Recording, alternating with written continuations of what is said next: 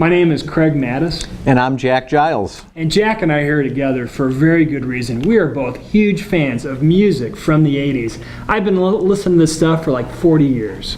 Music from 40 years? How old are you, Craig? 41. 40, yeah, check your math on that one. And actually, I think you've got your calendar a little bit mixed up. We're actually here for the Abounding group taping for the Abounding small group study. Oh, that's right. I think the music one is tomorrow. Oh, that's good. Thanks for the reminder on that, Jack. Well, for this Abounding group session, we want to kick off this part of the video showing you the all-time most watched Trinity video groupings.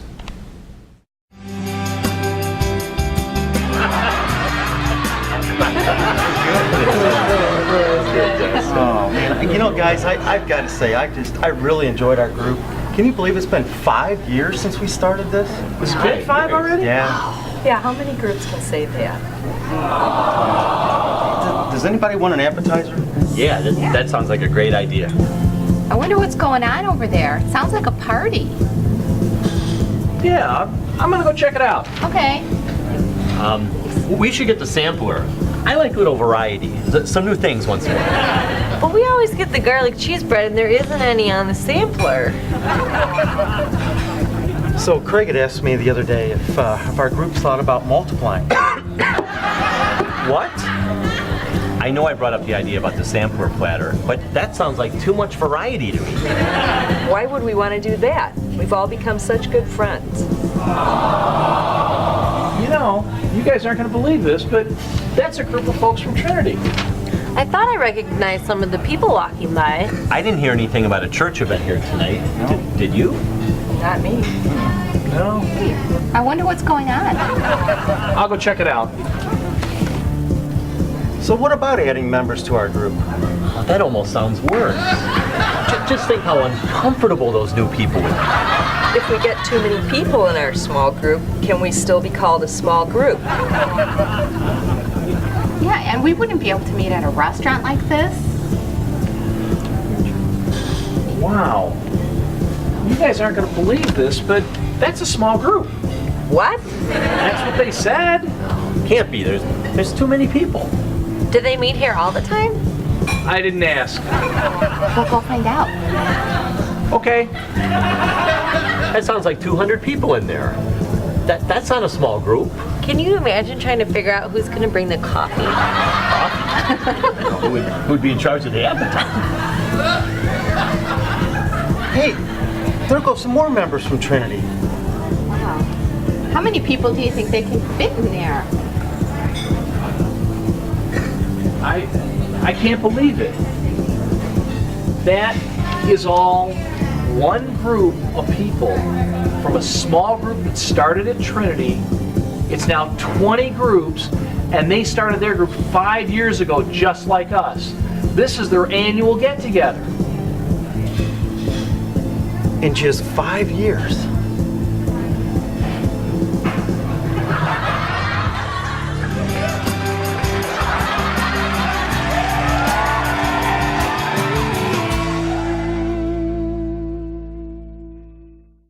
You know, Craig, I've seen that groupings video any number of times, and while it's fun to see the group that's meeting at the restaurant around the table, I'm really intrigued by the mystery group that's meeting in the other room. And I think we're going to get a chance to hear from those small group leaders that we're going to refer to in this video as Tim and Tina Trinity. Let's hear from them. The first time we got in a small group, they were starting a prototype or turbo groups, and we got this letter. We looked at it and we said, why is he asking us? The man is nuts. The man is nuts. We were just recently, we were only in the church for a few months at most. So that was our first impression, and we thought, well, we'll try it. We went, and God sucked us in, and it changed our life. But one of the things that was said to us, because I was very insecure about being asked to be in a leadership position when my faith was really so new. And the thing that he said to us was, you have to remember that it's not about your ability to lead, but about your ability to trust God. And I thought, okay, I have no thoughts that I can lead a group, but I do know that I can trust God. Jack, did you catch that part about how important it was to trust in God to get that group off the ground? I really did, and really in spite of her lack of ability too. Well, I'm anxious to see more. Let's watch the next clip. We ended up doing this, and it was 12 couples over, I don't know, 3-4 months maybe. And we were taught how to lead. We were taught how to lead, and after that, we had to go out and find people to start a group. But that was our first real exposure to life and community. We had never opened the Bible with, or at least I had not, with friends before. Never prayed. I had never really read the Bible out loud in a small group. The first night that we sat in a small group and somebody asked me to read, I thought I was going to pass out. I was an absolute nervous wreck. But we really grew during that first group, being exposed to different people. Sandy Ringel used to talk about listening to Christian radio and Christian songs, and I had never even known that there was Christian radio. So I went home and started to listen because I wanted to know, what that was all about. And so interacting with those people began to change my day-to-day life. Yeah, I remember we went to one person's house and we walked in and it was Christian music playing in the background. I would have never have thought to do that because I never listened to it. Never. And, I grew up in the church. The only time I read my Bible pretty much was when I was in a Bible class. Never prayed out loud unless it was a common table prayer, the Lord's Prayer. Never did it. So that, it did. It started to change us and how we viewed church. I remember saying about 6 months after we joined Trinity that I could not believe how many people we knew. And that would have not happened if we were not in small groups, because we just would have not had that community. We would have gone in, maybe we would have met some people, maybe not, but it would not have been the network of people that we knew and got to know on a much closer basis than even some of the people I would consider lifelong friends. So when we started that first group, after we finished the start-off group, we had to start figuring out who God wanted us to invite to our group, which was pretty scary because we were new members to the church pretty much. We didn't know who to call, and we surely did not know what we were going to say to those people. And, you have that fear of rejection. And so we talked and we prayed about who were we supposed to invite, and started making phone calls.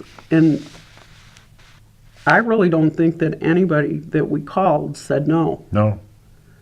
So that was exciting, and that was affirmation that we were trusting God and that we were following Him.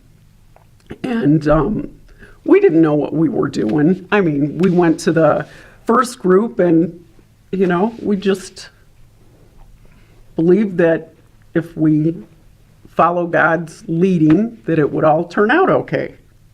We had enthusiasm. We did. Craig, I really enjoyed hearing their story about how they launched a small group after being part of a turbo group experience, And one of the things that really struck me was their comment about leaders growing. And isn't it interesting how so often we think as leaders that we're the ones that are going to provide the growth for other people, but in fact, most often we're probably the ones that are growing the most. They talked about growing in terms of their knowledge of Scripture, and growing in terms of their ability to pray out loud, and that's a cool thing. Well, I thought they showed a great example too. For potential new leaders, in that they didn't have all this incredible confidence in the world.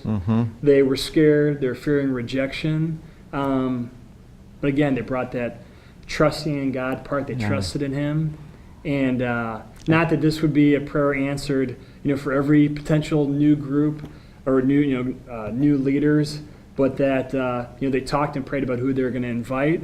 And God, answered that particular prayer for these particular group leaders, and that everyone said yes. Yeah, has that ever happened to you? I mean, have no, no, for sure not. Yeah, but that is an important thing, though, isn't it? Leaders inviting people to their group, and probably not everybody will say yes.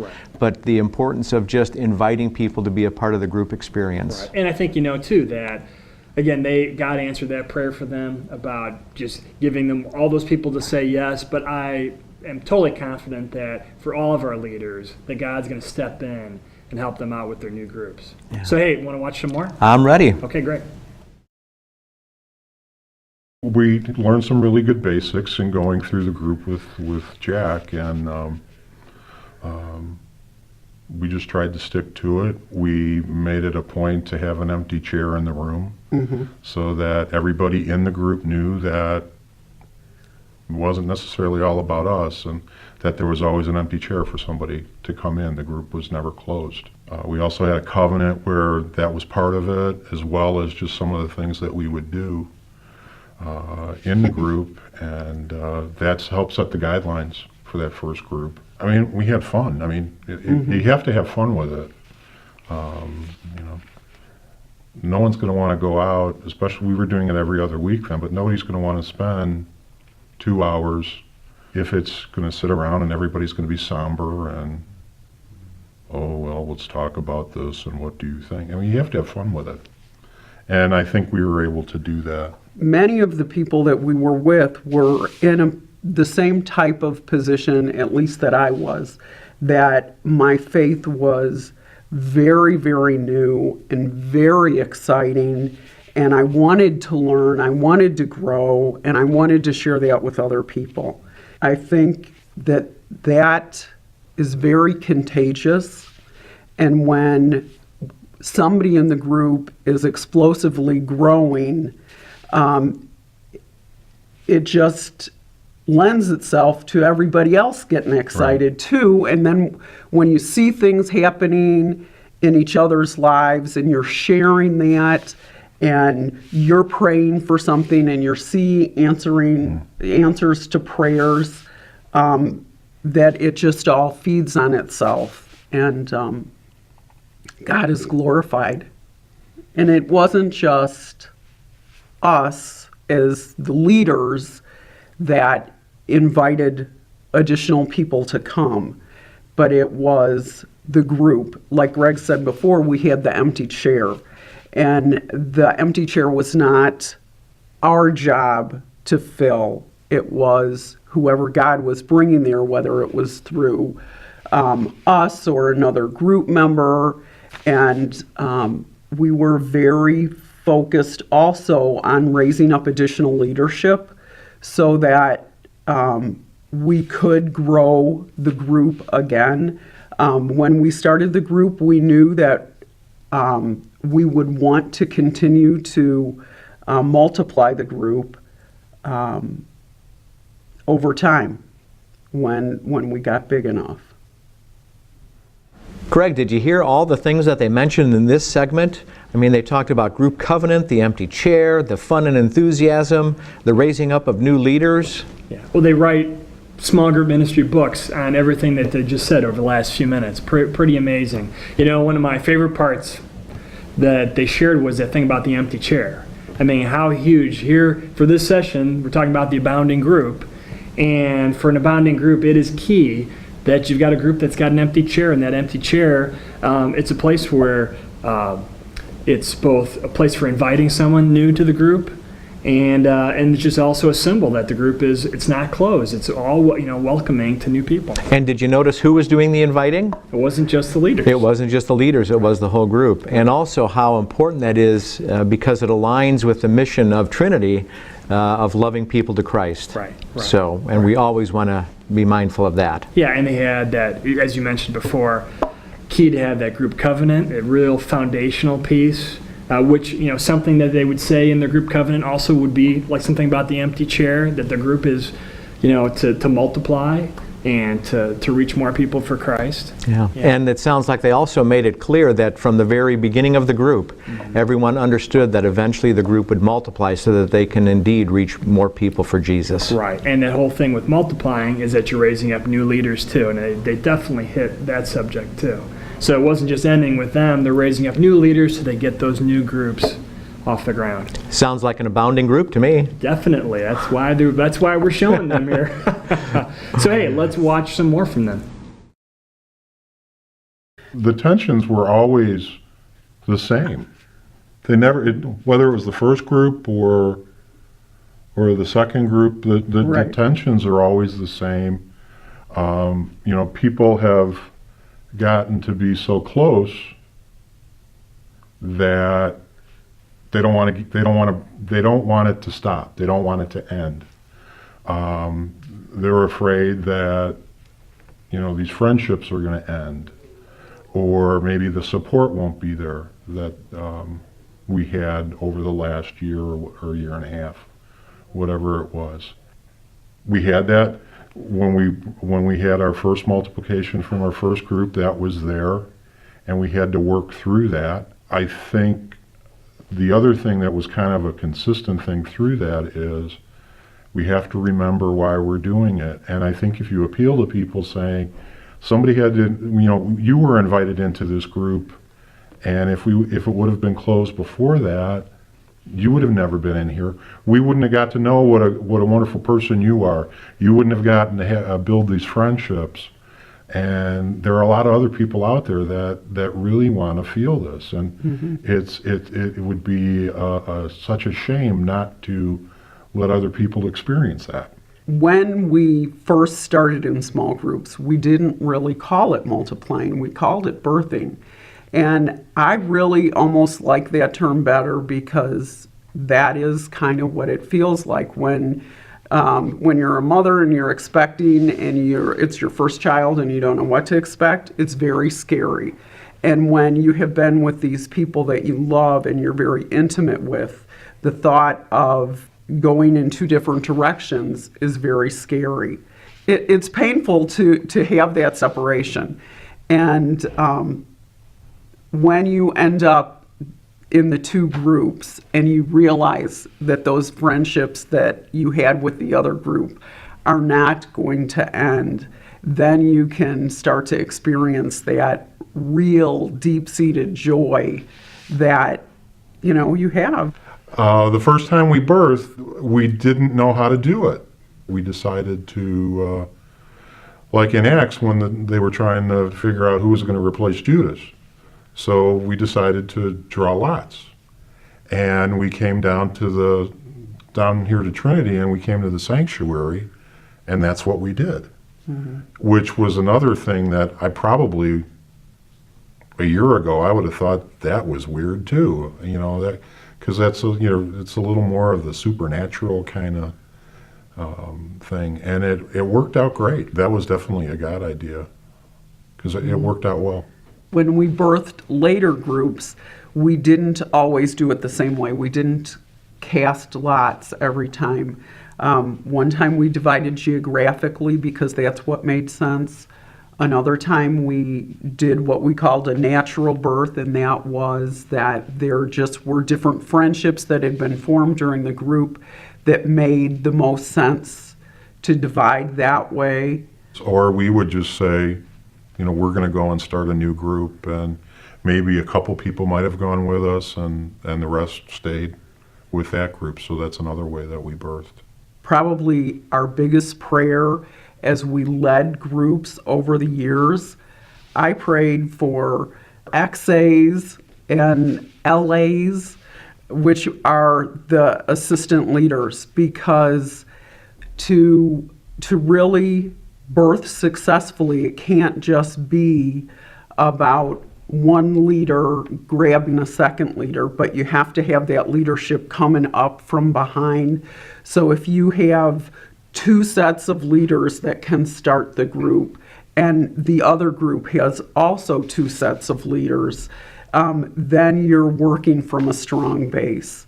And you know, that leadership rises, I think, with the prayers of the people.